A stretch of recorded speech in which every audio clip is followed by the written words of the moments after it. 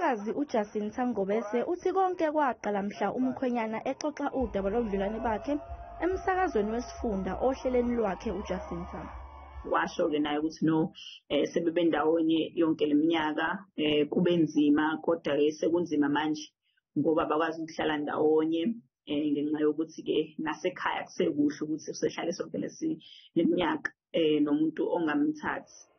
Emva kokuba lo msakazi eselibhale ezinkundleni zokuxhumana lolu daba, akuphelanga sikhathi abantu baqala banikela usemandleni abo. Phakathi kwabantu abanikela kukhona umasipala weTheku owanikela ngenkundla yezemidlalo, uBI phakathi okunguye owanikela ngemali yamalobolo, kanti nabanye abantu abaningi abahlonishwayo KwaZulu-Natal baphosa ezivivaneni, kanye nabasezinkundleni zokuxhumana. Izinto lokhu ihlangana nalabo phambi kwathi hey mina ngizomnika umakoti ingubo, ngizomfaka i-makeup, ngizopheka bese kushoda-ke ukudla like the actual food. Kwaba lapho-ke sengikufanele uMr Sandile Zungu.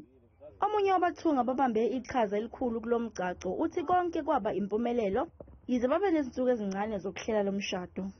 Ngithola ithuba ngeke ngabacela ukuthi ngicela befike ngizwe ukuthi bafuna into kanjani base bengitshela ukuthi cha i-theme ithi-ke u-black and white. Kuthatha isikhathi esincane kakhulu-ke ngoba bekuphuthuma mhlawumbe kube kusathe isikhathi esingangeviki.